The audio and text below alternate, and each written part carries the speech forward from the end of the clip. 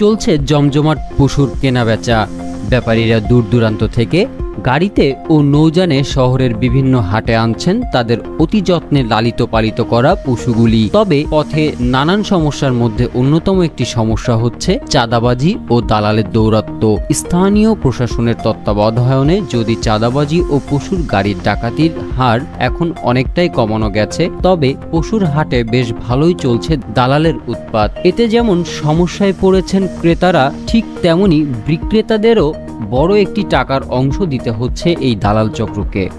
নাম প্রকাশে অনিচ্ছুক গরুর এক ব্যাপারী জানান, তিনি ৮টি গরু হাটে এনেছেন, যার মধ্যে দালাল চক্র তাকে গরুর দাম ও বিক্রির একটি অংশ তাদের মতে ঠিক করে ইতিমধ্যেই ৩টি গরু বিক্রি করেছে, যাতে ক্রেতাকে গুনতে হচ্ছে অতিরিক্ত টাকা, সাথে ব্যাপারীর লাভের অংশও যাচ্ছে দালালের পকেটে। তবে সবকিছু ছাপিয়ে গোখাদ্য, যাতায়াত ও গরুর রক্ষণাবেক্ষণের খরচের কথা চিন্তা করে ক্রেতাদের তাদের দাম দর করার অনুরোধ করছেন এই ব্যাপারী। হাসান, প্রহর টেলিভিশন।